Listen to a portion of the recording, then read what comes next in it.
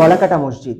এই মসজিদ কবে নির্মাণ করা হয়, এই মসজিদ উদ্ধারকালে সুলতানি আমলের কি কি জিনিস পাওয়া যায়, আর কেনই বা এরকম অদ্ভুত নামকরণ, এই সব নিয়ে কথা বলবো আজকের ভিডিও। খুব ইন্টারেস্টিং হতে যাচ্ছে আজকের ভিডিও, কাজেই শেষ পর্যন্ত দেখবেন আর অবশ্যই শেয়ার করবেন। ঝিনাইদহ জেলার কালীগঞ্জ উপজেলার বারোবাজার ইউনিয়ন, এখানেই অবস্থিত অদ্ভুত নামের এই মসজিদ গলাকাটা মসজিদ। বারোবাজারে মাটির নিচ থেকে উদ্ধারকৃত সুলতানি আমলের 19 মসজিদের মধ্যে এই গলাকাটা মসজিদ অন্যতম। ধারণা করা হয় 1600 শতকে হযরত খান জাহান আলী রহমতুল্লাহ আলাইহির আমলে এই মসজিদ নির্মাণ করা হয়। এই এলাকার অন্য সকল মসজিদের মতোই এই মসজিদটিও কালের পরিক্রমায় মাটির ঢিবিতে পরিণত হয়েছিল। পরবর্তীতে 1992-93 সালের দিকে বাংলাদেশ প্রত্নতত্ত্ব অধিদপ্তর ঢিবি খনন করে মসজিদটি পুনরায় উন্মোচিত করে। খনন করার সময় শাহ সুলতান মাহমুদ ইবনে হুসাইনের আমলের অর্থাৎ 800 হিজরি সনের আরবি ও ফার্সিতে লেখা কয়েকটি পাথর এখানে পাওয়া যায়। সেগুলো দেখেও অনুমান করা হয় মসজিদটি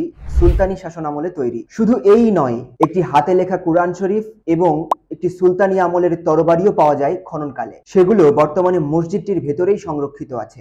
21 ফুট লম্বা এবং 18 ফুট চওড়া সুদৃশ্য এই মসজিদটির ছাদে রয়েছে 6টি গম্বুজ, ভিতরে রয়েছে 2টি কোষ্টি পাথরের মিনার, 4টি 6 কোণাকৃতির বড় মোটা পিলারের উপর দাঁড়িয়ে আছে মসজিদের মূল ভবন। পিলারগুলো 25 ফুট করে লম্বা। মসজিদের দেওয়াল 5 ফুট চওড়া। মসজিদের পশ্চিম দেয়ালে 3টি মেহরাব আছে। এতে পোড়ামাটির কারুকাজ, ফুল, লতা পাতা, চেইন ইত্যাদি নকশা করা আছে। সামনের দিকে 3টি দরজা রয়েছে। এছাড়া উত্তর ও দক্ষিণ পাশে 2টি বড় প্রবেশ পথ ছিল, সেগুলো এখন ইটের জাল করে বন্ধ করে দেওয়া হয়েছে। প্রতিটি দরজার উপর রয়েছে সূচালো খিলান। মসজিদের বর্তমান মুয়াজ্জিন মোহাম্মদ আমিরুল ইসলামের সাথে কথা বলে জানা যায়, খননের পর মসজিদটিতে সংস্কার করা হয়, আর এই সংস্কারের ক্ষেত্রে ব্যবহার করা হয় হযরত খান জাহান আলী রহমতুল্লাহ আলাইহির আমলের মতো কারুকাজ সম্বলিত নির্মাণ সামগ্রী। 1994 সালের অক্টোবর মাসের 28 তারিখ শুক্রবার এই দিন জুমার নামাজ আদায়ের মাধ্যমে উদ্বোধন করা হয় সংস্কারকৃত এই মসজিদটি। সেই থেকে আজ পর্যন্ত নিয়মিত জামাতে নামাজ আদায় করতে সমবেত হন মুসল্লিরা। সবকিছুই ঠিকঠাক, কিন্তু একটা প্রশ্ন হয়তো আপনাদের থেকেই যায়। প্রশ্নটি আমারও ছিল, মসজিদটির এই অদ্ভুত নামকরণের কারণ কি? যদিও মসজিদের মুয়াজ্জিন মোহাম্মদ আমিরুল ইসলাম জানান, মসজিদের ঠিক পাশেই বেশ বড় একটা দিঘি আছে।